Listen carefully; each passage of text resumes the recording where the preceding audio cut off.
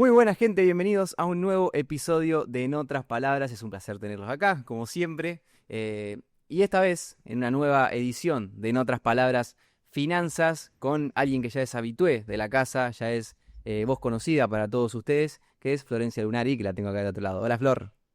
Hola Rami, hola a todos, gracias por seguirnos. Bueno, hoy tenemos un episodio bastante movidito, donde se dieron bastante noticias, a lo mejor un poco desde las sombras, tras bambalinas, algo que a lo mejor la gente se enfoca demasiado con justa razón de lo que pasa en la calle, y lo que pasó esta semana quizá trasciende un poco la calle, trasciende, es más de los tipos que van de traje caminando por Microcentro, por la zona del Congreso, ¿viste? Todo ahí tras bambalinas, como me gusta decirle. Entonces tenemos algunos detalles en ese sentido y un poquito de inflación y también ciertos datos que fueron dando que hacen a la actualidad económica del país. Así que ahora lo que voy a arrancar contando es qué pasó con la inflación. Un dato que es sorpresivo, donde acá en este mismo programa dijimos que podía llegar a rondar el 2%, sorprendió a propios y ajenos, esto es verdad, es una realidad, con el dato de inflación que fue para el mes de junio del 1,6% a nivel general. Un amigo me preguntaba, un amigo, un gran oyente del podcast, que sé que sin nombrarlo, él se va a dar cuenta que yo estoy hablando de él, que me dice por qué la inflación había dado relativamente tan baja, o sea, 1,6% si se esperaba 2%. Yo me acuerdo que leía las consultoras y todas estaban más o menos de acuerdo que íbamos a estar en el torno, rondando el 2%. Y me dice, ¿por qué es 1,6%? Yo tenía en mente que íbamos a encontrarnos con otro número, porque se venían varios aumentos de tarifas, de ciertos servicios en particular, que todos estaban por lo menos por arriba del 2%. Y después, la realidad o lo que reflejó el INDEC no es diferente a lo que se pensaba, pero sí hay una cierta categoría de bienes, dos en particular, que tiene una ponderación bastante fuerte en el índice y se nota en este sentido. ¿Por qué? Porque si yo veo el índice de inflación y quiero desglosar precio por precio, categoría por categoría, voy a ver que en categorías como educación, vivienda, agua, electricidad, gas y otros combustibles, subió 3,7 y 3,4% el índice de estos precios de esta categoría. Entonces, de 3,7 a 1,6 hay una distancia muy grande, de más del doble, por así decirlo. Entonces, lo que tenemos para ver es que hay una heterogeneidad bastante grande en las categorías.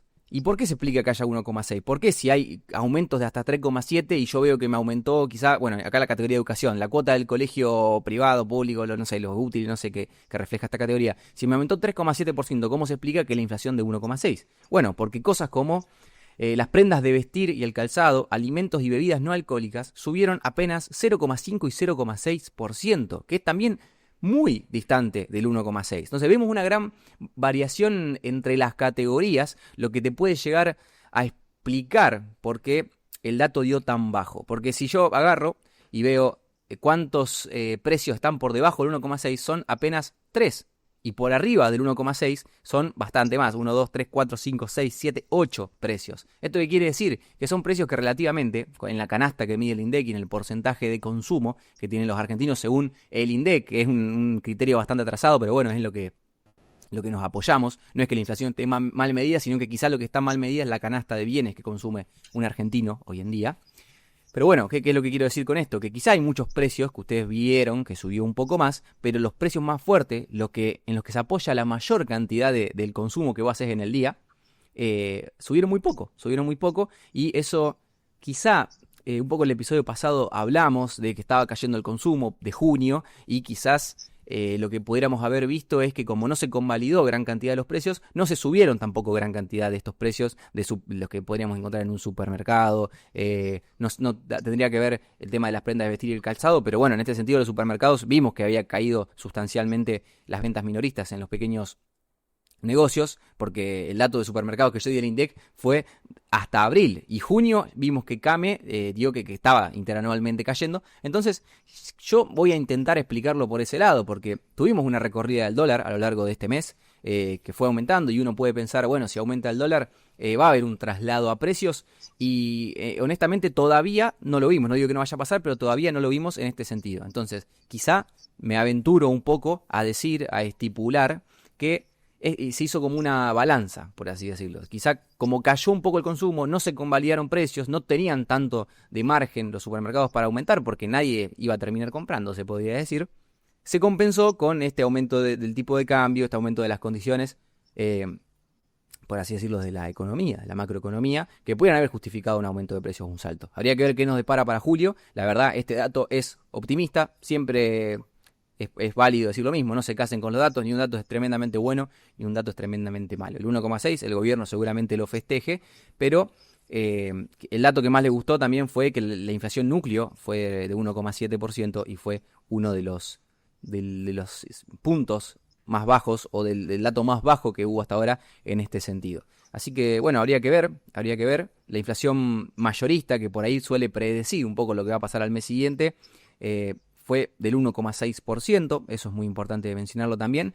Pensar que en mayo vimos una deflación del 0,3% en el índice de precios mayorista, que no es como uno piensa que es la cadena de valor de un negocio donde tiene un mayorista y donde termina después revendiéndolo al por menor, sino que son otros precios importados, precios que tienen que ver justamente con, quizá más con la industria, más materia primas, insumos en ese sentido. Entonces pasamos de una deflación del 0,3% en mayo a un aumento del 1,6%. Ahí tenemos un recorrido del 1,9% para arriba.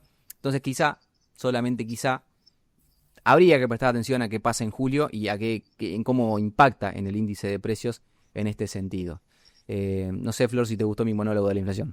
Sí, me pareció súper preciso. Sí, por ahí aportar de que obviamente uno que está más empapado en lo que es económico y financiero, lo que consultó el fiel oyente es una pregunta reiterativa.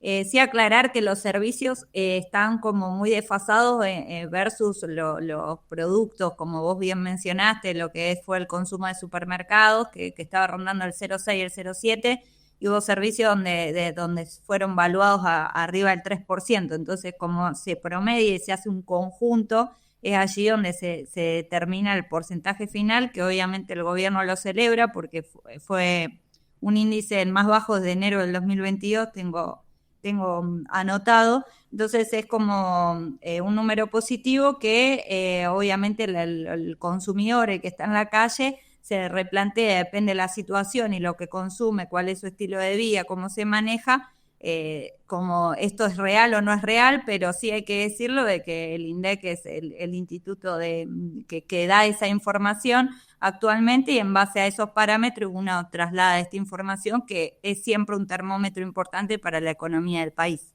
Exactamente, bueno, es un poco la lógica. Si bien se puede, por así decirlo, cuestionar el método, si la modalidad que tiene el INDEC para medir los precios está actualizada o no, refleja realmente la realidad o no, pero bueno, si bien eso es válido, también es válido decir, bueno, con esa vara medimos desde 2004 hasta ahora, así que si a lo mejor no refleja 100% de la realidad, tampoco se puede decir que nos sirve para medir o para comparar, porque bueno, es la misma vara que utilizamos hasta ahora. Sí se ha querido cambiar en algún momento, creo que se quería usar una canasta de 2016, 2018, pero bueno, eso creo que queda pendiente, porque en la canasta actual de INDEC, por ejemplo, siguen contando los cassettes, o los CDs, claro. No me acuerdo, uno de los dos, los CDs deben ser. Sí. Medio antiguo, cosa que jamás nadie va a comprar un CD. Así que bueno, ya saliendo de este tema, vamos ahora sí, eso es información de la calle, es un poco lo que vemos en el precio del día al día, pero ahora sí nos tenemos que mover a los tipos de traje, a los tipos que uno imagina de traje, al logo de Wall Street, a toda esa gente, porque hubo movimientos en el tema de las LEFIs, en el mercado monetario, se podría decir, algo que parece tan ajeno a nosotros, pero que en el fondo nos termina afectando. Recuerden que uno de los dichos que decía en campaña quien fue actual presidente era que la inflación era en todo momento y en todo lugar un fenómeno monetario. Entonces, en ese sentido, lo que pase con la moneda se puede trasladar a los precios, se puede trasladar al dólar y te va a terminar afectando directamente a vos. Entonces, ¿qué es el hito de esta semana y un poco de la semana pasada también, porque esto fue del 10 de julio, lo que anunciamos acá, que se iban a desarmar las LEFIs, algo que vimos como algo relativamente anecdótico, que iba a pasar. Yo quizás nunca dimensioné lo que en realidad iba a terminar pasando, porque ¿qué pasa?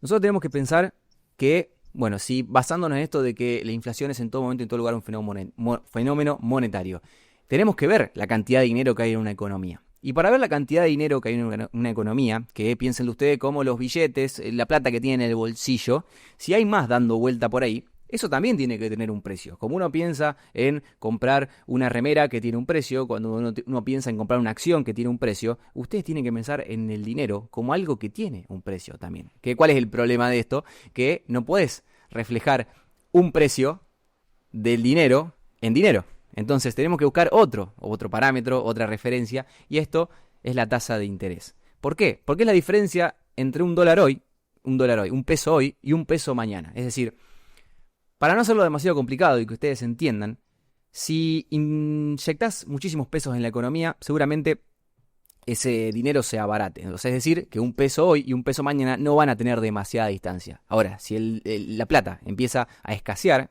se deja de emitir y nosotros seguimos consumiendo, seguimos relativamente creciendo nuestra economía, cambiando por cada vez más cantidad de bienes ese dinero, vamos a ver que va a haber una mayor cantidad de producción para una relativa menor cantidad de dinero. Entonces, en este sentido, ¿qué va a pasar? El precio del dinero va a aumentar. ¿Y esto dónde se refleja? En la tasa de interés. Entonces, ahora hay todo un tema con la tasa de interés que no importa tanto, si bien sí importa, pero no te va a afectar tanto a vos directamente en lo que veas, que a lo mejor en los rendimientos de una billetera virtual o de un plazo fijo, porque tienen que pasar varios procesos para eso. Pero sí en los bancos, en quienes te ofrecen esos instrumentos para que vos termines poniendo la plata, pasaron demasiadas cosas. Vimos cómo el gobierno intentó desarmar las LEFIs. Cuando uno piensa en esta movida, lo que convendría explicar es que el gobierno se quiere sacar de encima la responsabilidad de controlar la tasa de interés y empezar a controlar la cantidad de dinero de la economía. ¿Por qué? Porque yo digo que el precio, la tasa de interés, va a reflejar qué tanto dinero o no esté inyectado en una economía. El gobierno puede tomar dos decisiones: o controlas la cantidad de dinero o controlas la tasa de interés. Entonces, lo que quiere hacer el gobierno paulatinamente es empezar a controlar sería la cantidad de dinero y que la tasa de interés la ponga el mercado. Es decir, las instituciones que compran instrumentos, que se quieren colocar en títulos, ellos tienen que elegir qué tasa de interés van a convalidar y qué no. Así que, no sé, Flor, si en esa introducción me falta algo para complementar, pero es un poco el escenario base en el que nos vamos a estar moviendo para explicar ahora lo que pasó con las LEFIs.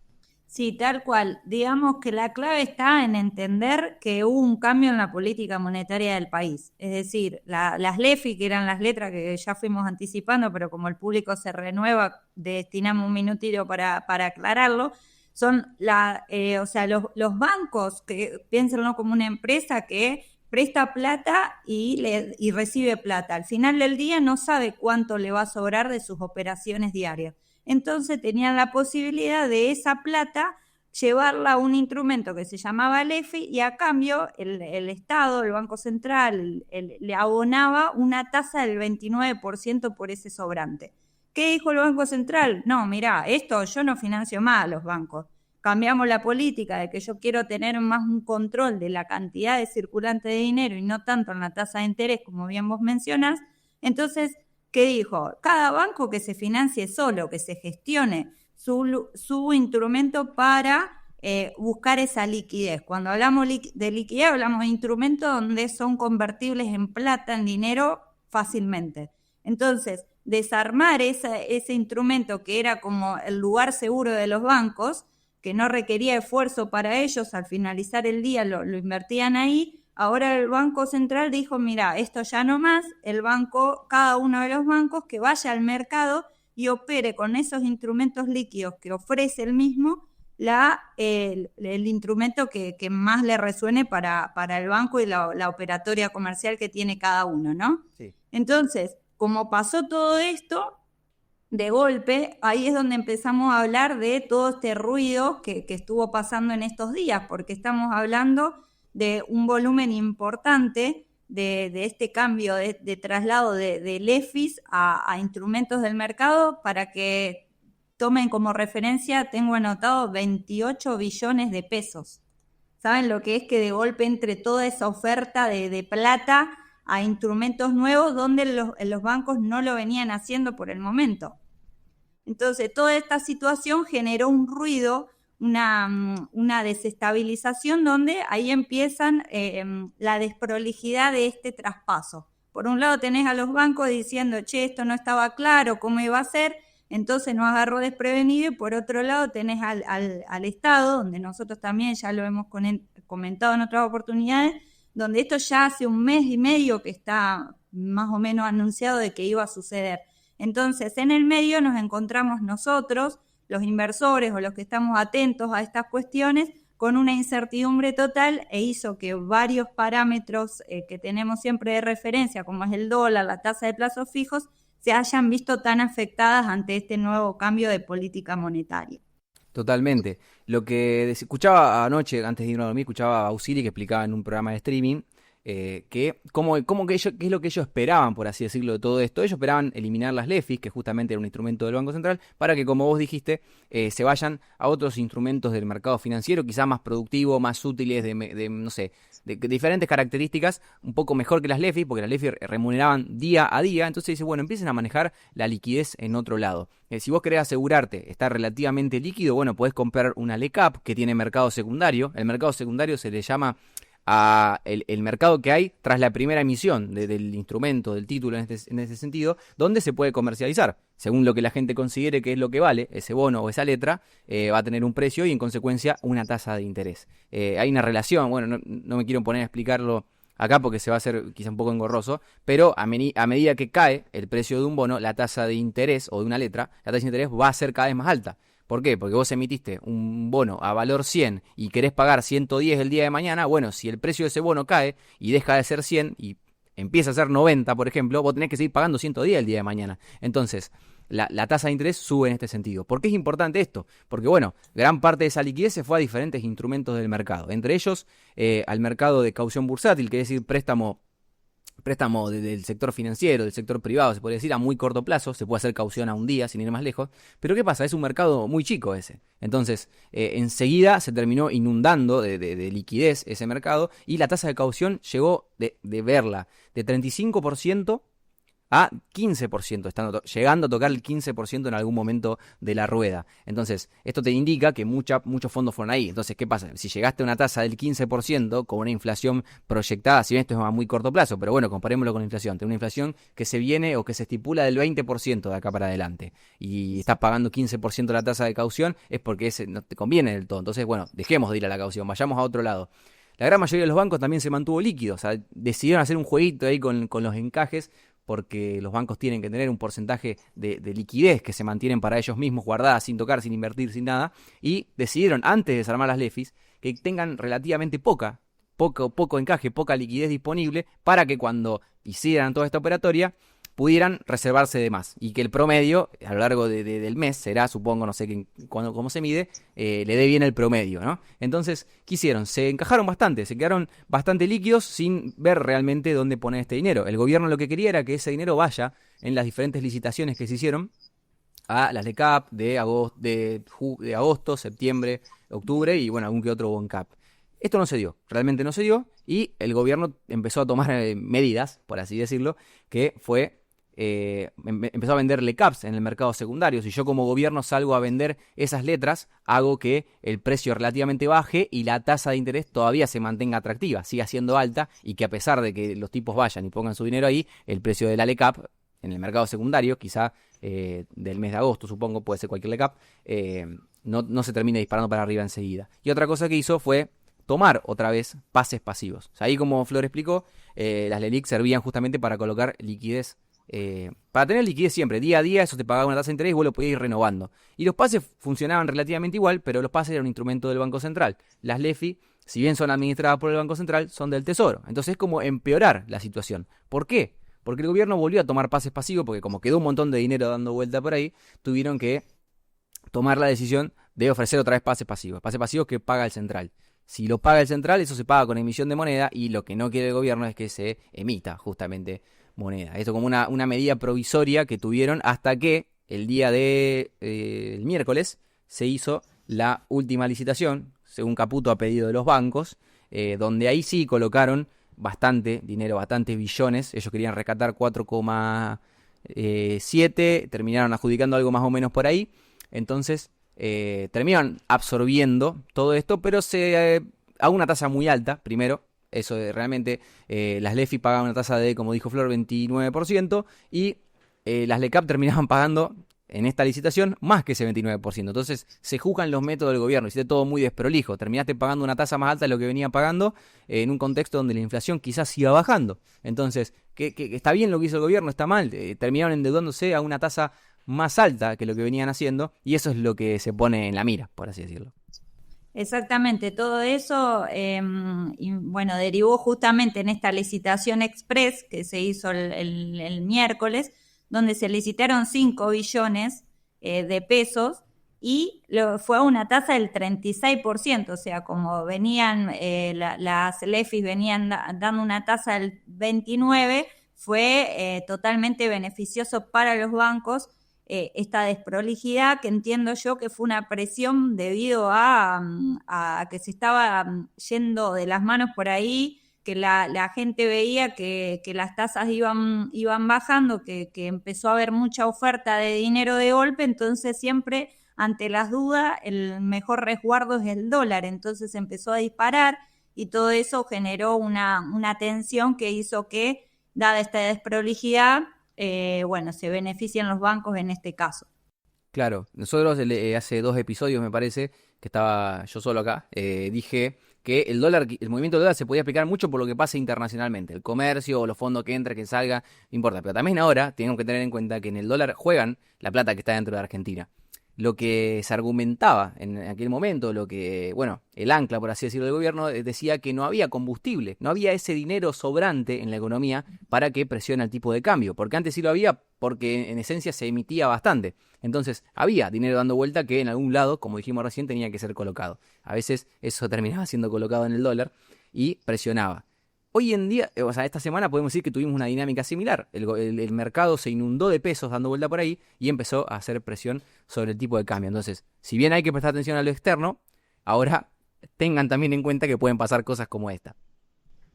Exactamente, por eso lo importante es entender el contexto, porque la gente enseguida empieza a ver estos disparadores. El dólar es como, ya no importa si la economía del país está activa, si hay ventas, si no, es como que la atención siempre cae sobre el dólar. Entonces, es como, che, esto que va a llegar, recordemos que estamos en una franja, digamos, de control del tipo de cambio, donde lo máximo que se pueda ir ahora el dólar estaba cuando se lanzó la medida, estaba entre 1.000 y 1.400 y eso va ajustando un 1% mensualmente.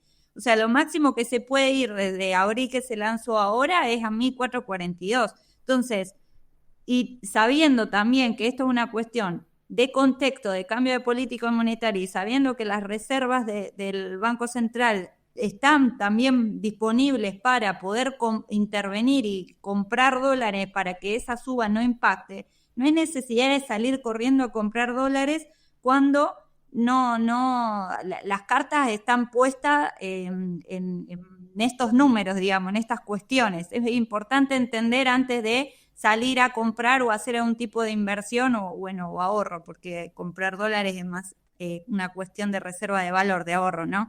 Entonces, noté un poco, dado de que por ahí yo recibo consulta de, che, ¿qué pasa? ¿Qué hago? Y es entendible, o sea, tenemos muy en la mira el dólar y hay todo un trasfondo detrás que es importante trasladar toda esta información para uno decir en qué datos se apoya para poder dar esa calma.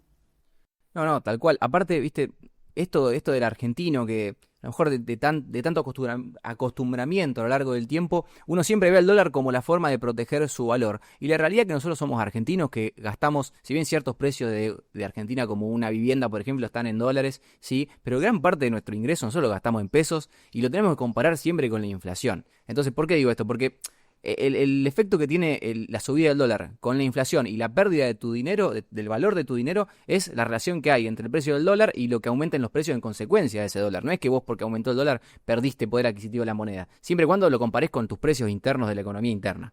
Pero, si se está viendo que después de una subida, desde la salida del cepo, del 18% para arriba del dólar, y la inflación fue, bueno, si digo del 1 de abril que fue salimos del cepo, hasta ahora tenemos acumulado, no sé, 5% con toda la furia, no sé cuántos meses me estoy comiendo, bueno, no importa, 5%, 4%. estamos viendo que ese aumento del dólar no se está viendo todavía reflejado en la inflación. Te diría que suba el dólar hasta, con estas condiciones, no digo que siempre pase, pero sería, me aventuro a decir que hasta beneficioso. Tenés por ejemplo, nosotros que estamos en Santa Fe, Flor, el campo tiene que liquidar afuera y le pusieron retenciones y los precios están mal y un mejor tipo de cambio que suba a ellos en cierta forma les conviene. Entonces, a veces no asocien siempre una subida del tipo de cambio con una pérdida de poder adquisitivo de tu moneda o que estás peor, por así decirlo. No te apures siempre a correr a comprar dólares porque no siempre se replique en la mejor decisión. Vos te podés quedar con otros instrumentos que te van a servir mucho más en ese momento para esas condiciones y no siempre el dólar es la única alternativa. En este caso, bueno, había tanta guita dando vuelta que tenía sentido que se vaya un poco al tipo de cambio, que presione. Tal cual, aparte, bueno, empezó a haber también una cuestión de que pocos economistas y consultores vi que aclararon este tema que es importante. Quiero decir dos cosas respecto del dólar y todo este movimiento. Por un lado esto, de que se empezó a decir, y no, porque ahora va a ser todo peor, porque junio, hablando un poco de la cuestión que nos toca de cerca, que es la parte agro del campo, donde dicen, bueno, ya liquidaron todo. Recuerden que cuando una persona liquida, o sea, exporta, hace que esos bienes los venda al exterior, tiene que completar una declaración jurada, no es hacer un clic y ya lo vendió y al segundo entra ese dinero al país, ¿no? Entonces eso tiene un desfasaje de entre 15 y 20 días. Entonces, todas esas exportaciones, esos dólares que faltan ingresar por esas liquidaciones que hizo el campo en junio debido a que el 1 de julio aumentaron las retenciones, todavía no terminaron de entrar al país todos esos dólares. Terminan entre hoy y el lunes recién. Entonces, hoy es viernes 18 para el que nos escucha desfasado y terminarían de entrar recién el 21 de julio. Entonces es como, no, pero si ahora el campo ya liquidó, ¿qué vamos a hacer si no hay...? No? Entonces se generó toda una cuestión de caos que hizo que se haga mucha presión sobre el dólar. Y para ponerlo en números también, es importante aclarar la variación del dólar que hubo antes del cepo cambiario y después del mismo. Es decir, al 10 de abril, 10-11 de abril, se anunció de que justamente se iba a tener esta modalidad de cambiaria de esta fijación que antes mencionamos, ¿no? Entre 1.000 y 1.400. Entonces, a esa fecha, el dólar MEP, que es el dólar financiero que uno mira, estaba en 1.333, ¿sí? Hablo de 11 de abril, antes de que se determine esa medida. Después, o sea, mirando ahora, todavía recién acaba de abrir el mercado, así que no va a ser exacto el dato que voy a dar, pero está rondando en los 1.280 pesos. Entonces, si hablamos desde este cambio también de políticas, estamos diciendo que el que compró antes de esta medida a la fecha perdió un 4%. Entonces, cuando la gente dice, no, porque ahora se va toda la miércoles, y vos en función de qué estás comparando, si esto mejoró o empeoró, ¿no? Otro dólar que también marca mucho lo que vos decís, esto de ganar competitividad, a ver qué nos conviene o no. Antes de esta medida, me remito al 11 de abril, existía lo que era el dólar blend, el dólar de aquellos que exportaban, donde tenían un dólar que se conformaba un 80% oficial, y el otro remanente era por, ahí se me fue, el dólar ¿Contado con MEP, Sí, de contado con liquidación, claro, porque es del exterior, el contado con liquidación. Entonces, ese dólar estaba en 1.134. Y hoy una persona que exporta, sea una persona física, jurídica, o sea, alguien que vende al exterior, ese dólar está en 1.260 aproximadamente. O sea, que ganaste competitividad frente al mundo en un 11% y que a su vez el dólar, en términos de contexto internacional, se está devaluando, está perdiendo valor frente al resto, a otros países, en Chile, Brasil, Argentina, ¿sí? Entonces esto, cuando vos tenés que salir al mundo, te favorece. Pero ¿qué pasa? Por otro lado, tengo a los importadores, empresas con las que estoy en contacto y me dicen, sí, pero el dólar de importación se me aumentó. Claro, tienen razón, o sea, estaban más o menos en 1.078 y a la fecha se unificó con el valor del dólar exportación que está en 1.260, o sea, un aumento del 17%. Pero ese traslado de aumento de precio de los importadores no se vio reflejado en la inflación. Es decir, no hubo un aumento de precios donde tenga correlato con este aumento, con esta magnitud de porcentaje de incremento, ¿no? Entonces yo creo que esto de bajar esa tensión es importante aclararlo en términos de número, es decir, bueno, mira, ganamos competitividad, las importaciones sí, al importador le subió bastante, pero la realidad es que los importadores estaban como Tarzán en la selva, hacían lo que querían, porque realmente ahora al haber mayor liberación, en cierto modo mejoró la competitividad, entonces hizo que ese abuso, ese aumento no lo hayan podido trasladar de la misma manera al mercado, por eso creo que no impactó tanto en los precios, y a la vez el que venía comprando por comprar dólar MEP y a la fecha no siguió perdiendo, o sea, tuvo una pérdida del 4%. Entonces, me parece que estos datos ayudan por ahí a entender cuál es la realidad actual que nos envuelve. Sí, sí, totalmente. En ese sentido, bueno, yo todo lo que había para decir del dólar fue un poco lo que mencionamos en el episodio pasado, las condiciones que se estaban dando, también cómo resultó el tema de la balanza de pagos y lo que iba a terminar pasando quizá para esta segunda parte del año. En ese sentido, los invito a todos ustedes, si quieren irse, a volver para atrás, escuchar ese episodio, volver acá, eso está bueno porque se puede hacer. Así que en ese sentido, hagan eso que va a estar bueno.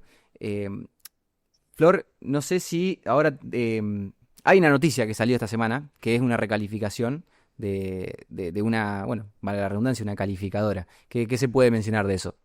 Bien, nos acaban de reclasificar por una calificadora muy conocida que es Moody's, donde mira el riesgo de cada uno de los países que tiene y en función de eso le da una calificación como tal, ¿no?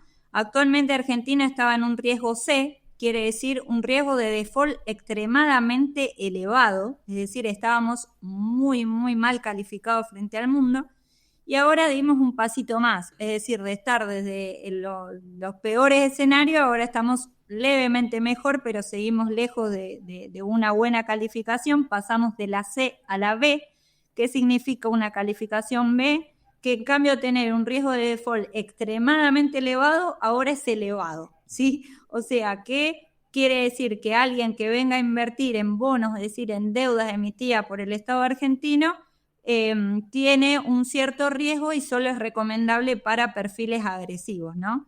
Entonces, esta calificación, obviamente, que el país vaya mejorando en términos de cómo nos ve el mundo, eso impacta positivamente y por eso, a razón de este dato, hubo un incremento en empresas, principalmente se vio un incremento muy abrupto en lo que es el sector financiero, en los bancos. ¿Por qué? Porque se le juntaron las dos medidas, la mejor calificación a nivel país y a la vez esta cuestión del cambio de las LEFIs y tasas que lo han visto favorecido por este cambio de política monetaria. Entonces, cada noticia hace que eso impacte en el mercado de una manera determinada. Claro, lindo día para ser banquero, se podría decir entonces. Lindo día para ser banquero. Y también le pongo una fuchita a los bonos, porque cada vez que se mejoran las calificaciones, recuerden que los bonos también, como vos explicabas, la inversa que hay entre la tasa de interés y el precio de un bono, juega mucho el tema del riesgo país, ¿no? Que había llegado, estuvo bastante anclado en 700 puntos. Recordemos que más o menos el riesgo país en Latinoamérica está en 400, Argentina llegó a 750 con esta cuestión de incertidumbre, así que se tiende a que con esta nueva calificación y se empiecen a bajar las tensiones y presiones, vuelva a llegar a los 700 y esperemos que siga yendo en descenso y esto obviamente se traduce en una mejor performance de los bonos. No, tal cual. También hay que tener en cuenta una cosa, que en Argentina quizás es el germen que nunca nos podamos sacar, que es la política. Independientemente del partido que sea, es un poco, lo dijimos en la radio el otro día, Flor, que a veces lo malo no es tan malo ni lo bueno es tan bueno, sino que el problema en el mercado y en general es lo incierto. Entonces, ¿qué pasa?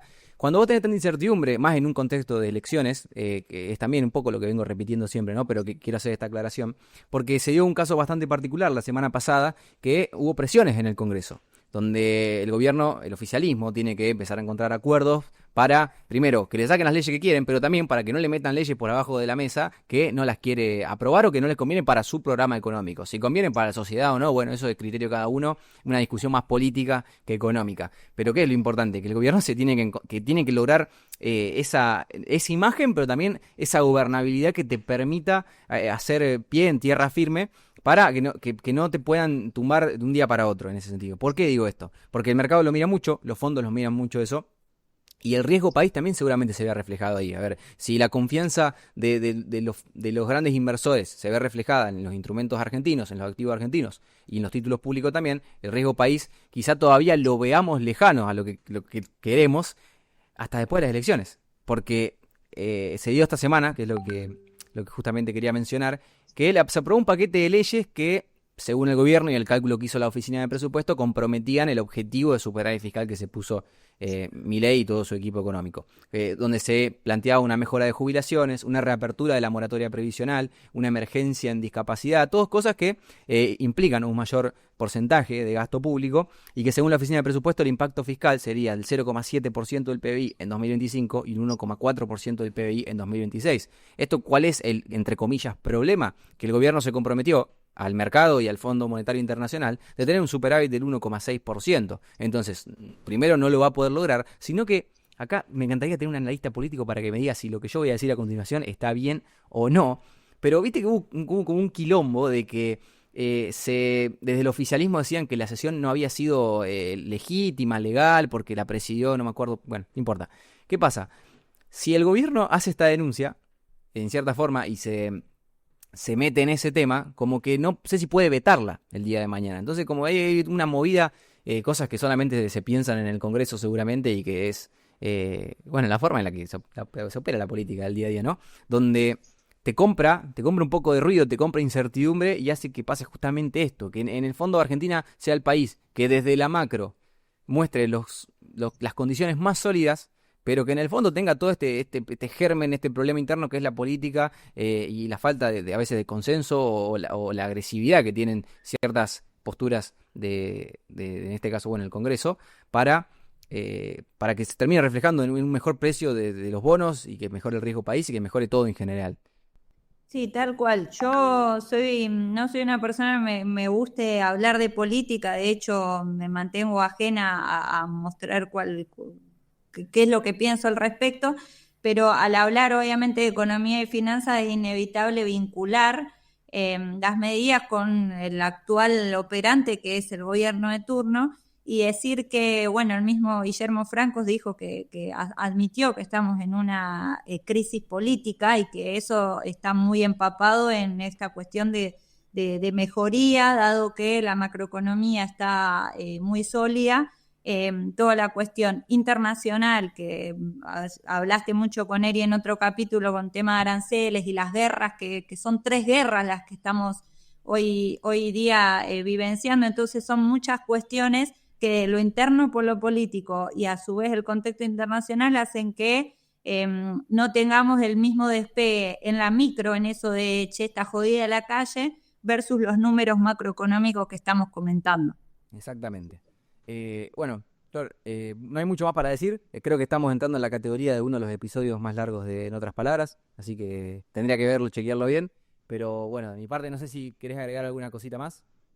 No, simplemente concluir un poco con todo lo que fuimos hablando en el sentido de que las tasas de los plazos fijos y todo lo que venían pensando que iba a ir en descenso, eso no va a suceder en lo inmediato, se entiende que va a pasar más en el mediano plazo, que el gobierno está convencido de que el dólar tiene que bajar y está trabajando para eso.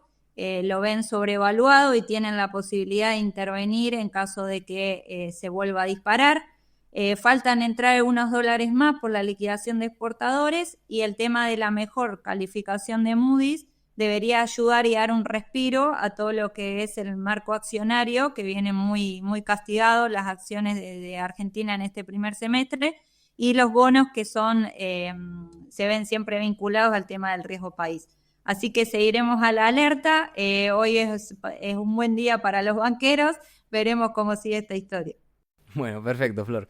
Muchísimas gracias, primero a vos, Flor, y segundo a todos ustedes por estar del otro lado en un episodio más, que este, si no me equivoco, es el episodio número 8, así que bueno, ya estamos construyendo una especie de historia acá y toda una trama de episodios que espero que estén disfrutando, que les guste, y nada, obviamente agradecerles nuevamente. Nos vemos en la próxima ocasión, y nada, dejo que te despidas rápido, Flor, y cerramos. Muchas gracias a todos. Nos vemos pronto. Hasta la próxima.